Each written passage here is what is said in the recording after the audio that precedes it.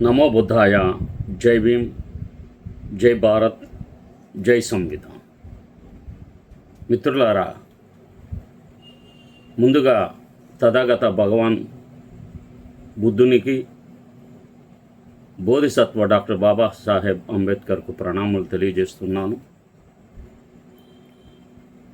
ఈరోజు దళిత క్రైస్తవులు, షెడ్యూల్ కులాల హక్కులు, బాబాసాహెబ్ చూపిన మార్గం, ఈ అంశం మీద మాట్లాడాలని భావిస్తున్నాను. అందుకు కారణం కూడా ఉంది. ఆంధ్రప్రదేశ్లో బాగా ఇన్ఫ్లుయెన్షియల్ పీపుల్, ప్రభావితం చేసేవారు సమాజానికి సరైన నిర్దేశం చేయకుండా తమకు తోచిన విధంగా లేక తమ మత విశ్వాసాలకు అనుగుణంగా రాజ్యాంగ హక్కులకు విరుద్ధంగా అనేక యూట్యూబ్లో కానీ లేక టీవీలలో బహిరంగ లేక వివిధ సమావేశాల్లో వారి వారి వాదనలను రాజ్యాంగానికి వ్యతిరేకంగాను, బాబాసాహెబ్ చూపిన మార్గానికి వ్యతిరేకంగాను చాలా నిస్సంకోచంగా మాట్లాడుతున్నారు. వారి పేర్లు అనవసరం, కానీ అందులోని అంశాలను నేను ఉదహరిస్తాను. ఎందుకంటే రేపొద్దున ఎవరైనా షెడ్యూల్ కులాల వారు సామాజికంగా, రాజకీయంగా ఎదుర్కొనే ఇబ్బందులు వారికి వారే ఎదుర్కొనాలి తప్ప ఈ ప్రభావితం చేసి తమకు నచ్చినట్లు మాట్లాడేవారు వచ్చి ఆ సమస్యను సాల్వ్ చేయలేరు. కనుక ఎవరు చట్టబద్ధంగా ఈరోజు నాటికి ఏ విధంగా చట్టబద్ధత ఉందో ఆ విధంగానే వ్యవహరించాలి తప్ప ఎటువంటి పరిస్థితుల్లో ఎవరో ఒకరు, అంటే మనం ఒక పని చేసేటప్పుడు ఆ యొక్క విషయంలో ఏ విధంగా ప్రభావితం అవుతుంది, కాస్ట్ అండ్ కాన్సిక్వెన్సెస్ అంటారు. దానిని ఎదుర్కొనేటప్పుడు ఎవరికి వాళ్ళు ఫేస్ చేయాలి తప్ప ఇబ్బందులు, నేనున్నాను, నేను అన్నీ చూసుకుంటాను అని చెప్పేవారు రేపొద్దున అడ్రస్ కూడా ఉండరు. లక్షల రూపాయలు ఖర్చు పెట్టాల్సి వస్తుంది, సమయం చాలా వృధా అవుతుంది. కనుక జాగ్రత్తలు తీసుకుంటాం తప్పేం కాదు. ఇప్పుడు ప్రస్తుతం చట్టంలో ఉన్న సౌకర్యాలను మనం ఉపయోగించుకుంటానికి చట్ట ప్రకారంగా వ్యవహరించాలి అన్నదే నా యొక్క వాదన. ఈ యొక్క విషయం పైన నేను ఈరోజు మాట్లాడాలని భావిస్తున్నాను. దళిత క్రైస్తవులు షెడ్యూల్ కులాల హక్కులను నిలుపుకోవాలంటే బాబాసాహెబ్ చూపిన మార్గమే శరణ్యం. బాబాసాహెబ్ అంబేద్కర్ చేసిన ఆ చారిత్రాత్మక ప్రకటన, నేను హిందువుగా పుట్టాను, అది నా చేతుల్లో లేదు, కానీ నేను హిందువుగా చావను, అది నా చేతుల్లో ఉంది. I was born a Hindu but I will not die a Hindu.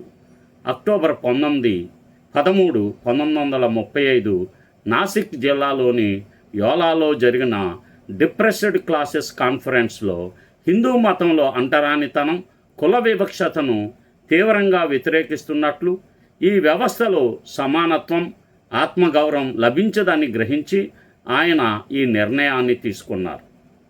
ప్రకటన తర్వాత దాదాపు 21 సంవత్సరాల తర్వాత అక్టోబర్ 14, 1956న నాగ్పూర్ దీక్షాభూమిలో బాబాసాహెబ్ అంబేద్కర్ తన లక్షలాది అనుచరులతో కలిసి బౌద్ధాన్ని స్వీకరించారు.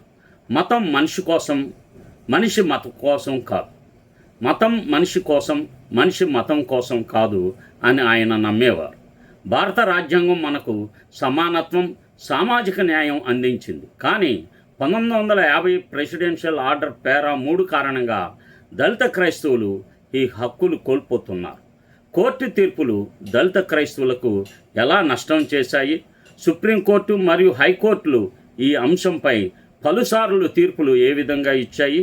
ఎక్కువ పర్యాయాలు దళిత క్రైస్తవులకు వ్యతిరేకంగా తీర్పులు వచ్చినాయి.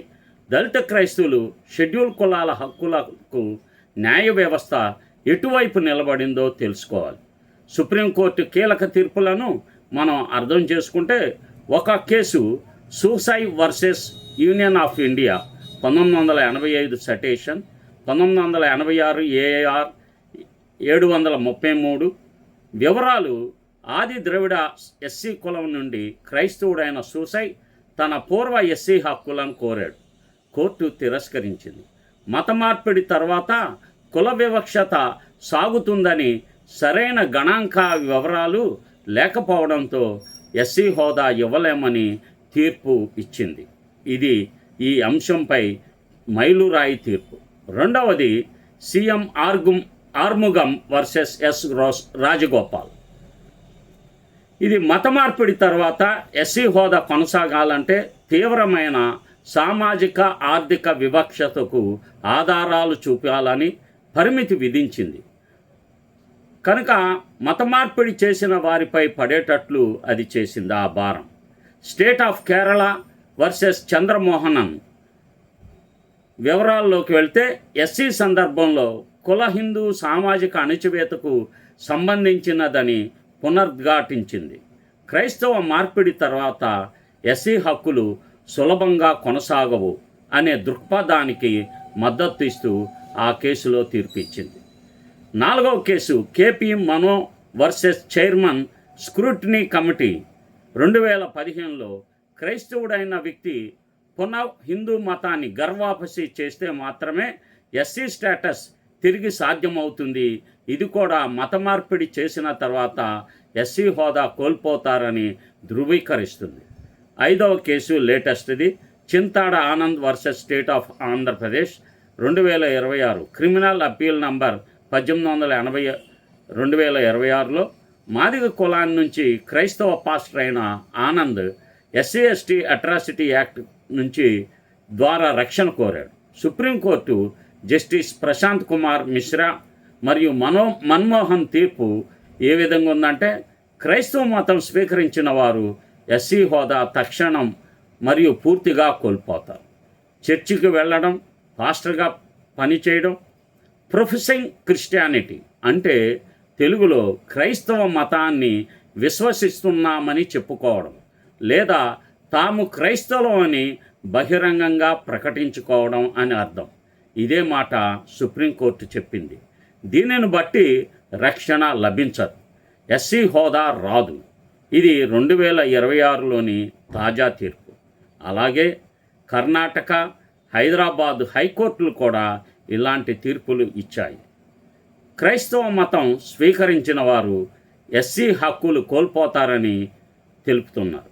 కొంతమంది మన సమాజంలోని రిటైర్డ్ జడ్జీలు కానీ, ఐఏఎస్లు, ఐపీఎస్లు, ఎంపీలు చాలాసార్లు ప్రకటించారు, చర్చికి వెళ్ళినా క్రైస్తవ వివాహం చేసుకున్న ఎస్సీ సర్టిఫికేట్ చెల్లుతుంది, హిందూ మతాన్ని వదిలేస్తున్నామని చెప్పకండేని చెబుతున్నారు.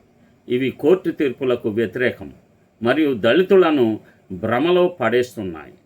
ఎవరైనా చట్టపరమైన ఇబ్బందులు ఎదుర్కొనాలంటే, కోర్టులో సవాలు చేయాలంటే లక్షల రూపాయలతో కాలయాపన పని. ఫలానా వారు టీవీల్లో, యూట్యూబుల్లో చెప్పారని దానిని బలంగా నమ్మి చట్టానికి వ్యతిరేకంగా తమ జీవితాలను ఫణంగా పెట్టవద్దు.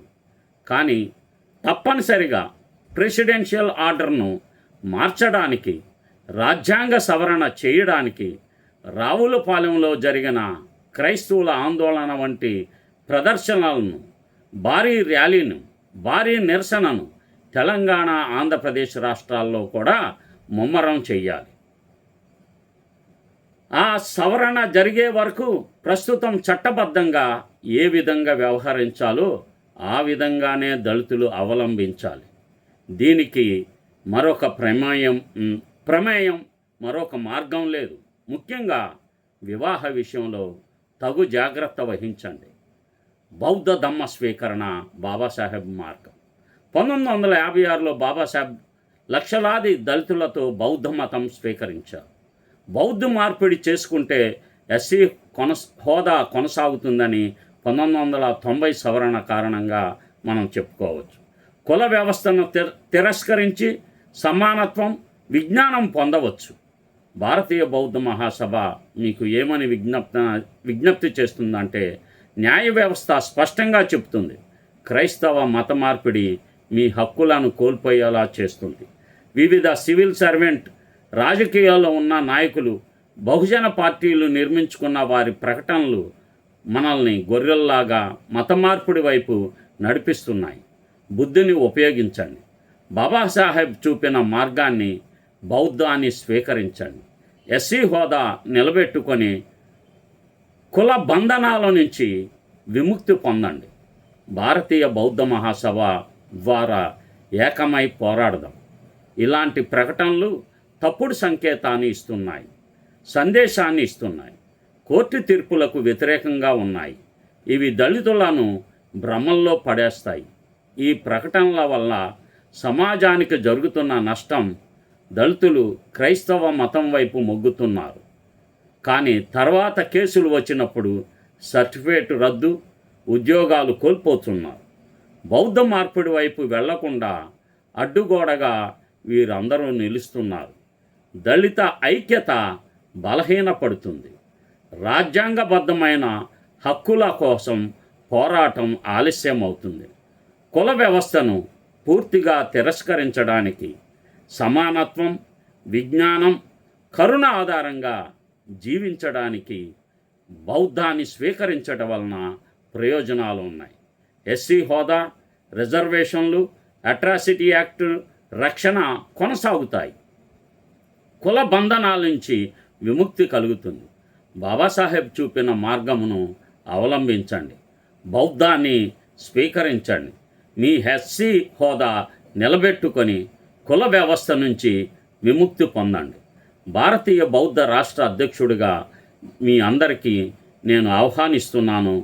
బౌద్ధ మహాసభ ద్వారా ఏకమై బాబాసాహెబ్ ఆదర్శాలను అమలు చేద్దాం. ఎవరు నష్టపోకుండా రాజ్యాంగబద్ధంగా మన హక్కులను కాపాడుకున్నాం. బాబాసాహెబ్ ఆదర్శాలను జయప్రదం కావాలి. నమో బుద్ధాయ. జై భీమ్, జై భారత్, జై సంవిధాన్. ఈ బహుజన యుద్ధబేరి యూట్యూబ్ ఛానల్ను మీరు సబ్స్క్రైబ్ చేయండి, లైక్ చేయండి, షేర్ చేయండి. కుటుంబ సభ్యులకు, మనకు తెలిసిన వారందరికీ తెలియజేసి అందరూ ఈ యొక్క ఛానల్లోని వచ్చే అంశాలను వినవలసిందిగా నేను విజ్ఞప్తి చేస్తున్నాను. నమో బుద్ధాయ. జై భీమ్.